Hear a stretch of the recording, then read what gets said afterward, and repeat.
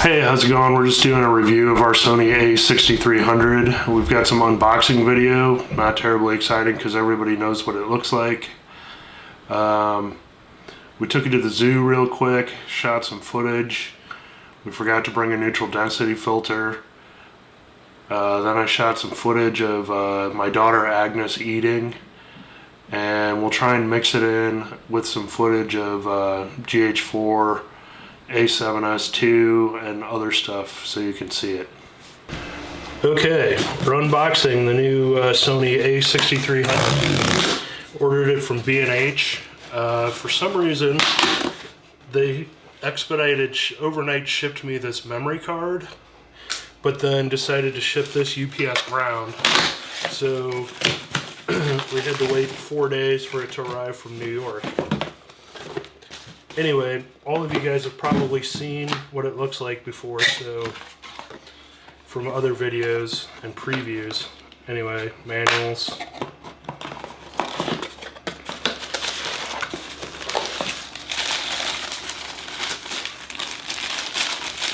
And there it is.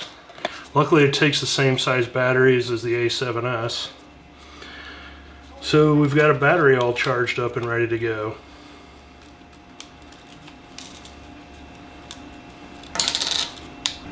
Except for it's not working. Oh, it's not turning on because it's asking us to go through the menus. Anyway, we'll do that. That's what it looks like. 16 to 50 millimeter lens. I got the Hoya lens filter because I put Hoya filters on my Japanese cameras. And B+W on my German lenses. Okay, that was the unboxing. Now here we are onto the zoo and the polar bears. Also, did you bring the ND for this thing? It would be a little bit easier if it wasn't F22, I guess. We're shooting all this with the AX100. So with the Rode VideoMic Pro on the top. The zoo is real noisy. I don't know, we should have brought a lav mic. It's an 80-degree day here in St. Louis. Taylor's not yet used to the weather. So anyway, we got this new A6300. We're testing it out, taking some footage at the zoo, seeing what we can see to compare it with the A7S Mark II and the GH4.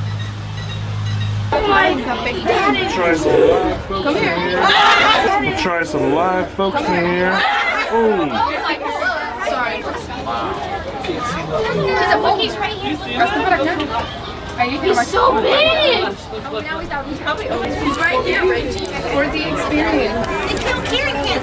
Alright. Try to get a nice mic. Let's get some on the kid spot though.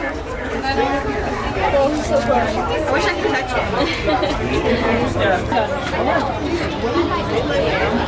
Karen, you see that? I swear it will kill you. So everyone behind you can have it together. He doesn't have a toy right now. Idea. Right there. The A6300 new Sony camera. Alright, so we're still hanging out at the zoo with the A6300. I got my headphones on because I was using the AX100 to film. This guy doesn't have a headphone jack. What? An Atmos Shogun or Ninja. You can monitor audio through that. But we're looking at this more as a B camera for our A7S II. And just like the second camera on an interview setup, we'll be using probably pro mics and pro audio recording. Alright, here we have some footage of Agnes eating, shot with the A6300. It's on autofocus because I didn't have an assistant. It seems to be focusing pretty well on whatever's in the screen. There it goes to background. Here it comes back to her. So that's what it looks like. This is shot with the Panasonic GH4 manual focus. There's a light mounted on top of the camera. I don't know, I still like the way this looks a little better. But, you know, lighting conditions were different, so it's not really a fair comparison.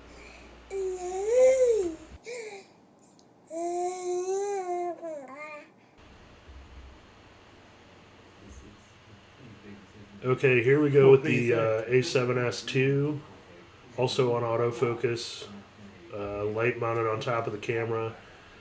You can see it's the autofocus is hunting around a little bit.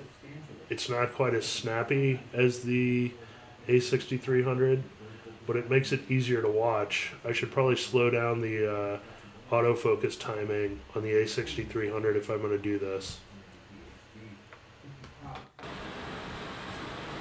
So here's what we think about this camera. It's pretty cool. It's another one of those really good Sony sensor in a sort of subpar body. It would be interesting if it had some of the other features that other people have talked about, like the headphone jack, the in-body stabilization, but I don't think you can get all of that in a $1,000 camera, and I don't think it needs it. This is going to be a good B camera to the A7S for our Ozark Rivers documentary. It has all the same pitfalls as all the other Sony cameras. The menus suck. There's no headphone jack.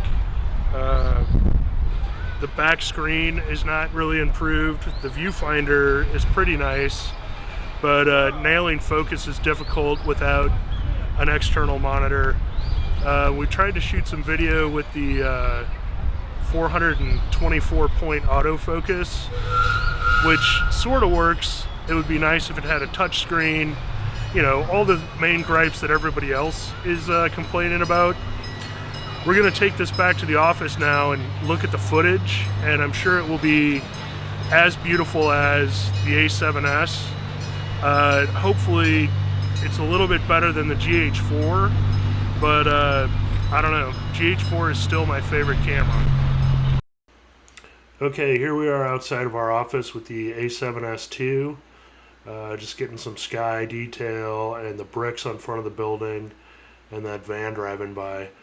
They say that the A6300 has a little bit more rolling shutter than the A7S because the sensor reads out slower. I say don't film horizontal vehicles or do a bunch of whip pans and you should be fine.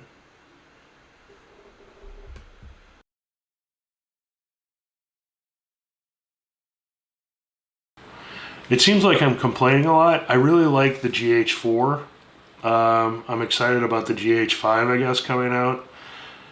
There's just certain things that the Sony could do better that it doesn't. Like, it could have a better screen. It could be better easier to focus. I kind of resigned the fact that the A7S was hard to focus because it had a full frame sensor. But it's really the screen on the back is just kind of subpar. And I would think that Sony, who makes displays and stuff like that, could put a really high-end, super nice screen on the back of their $1,000 and $3,000 cameras that would make focusing much easier. I don't really want to buy a small HD or a Tomos Shogun or anything like that because I want small, compact, internal 4K recording for the documentary. I don't want to say run and gun, but I want to be able to pull the camera out of a Pelican case while I'm in the canoe, shoot some footage, and then store the camera away without having to get out an HDMI cable, a tiny monitor, any of that kind of stuff. I just want to be able to yank it out, shoot, and then put it back into its Pelican case. For that, this is a great camera. It does all the stuff you need it to do. The image quality is awesome. The lens stabilization takes care of most of stuff. We'll probably be shooting off of monopods. For that, it's great. I wish it had some other features. I wish it was easier to see your focus on the screen and the peaking worked better, but who knows. So other than those few quirks, this is a really good camera. We're going to keep it and use it as B-roll for our Ozark Rivers documentary. Anyway, here's some shots of seals to end the movie. Thanks for watching.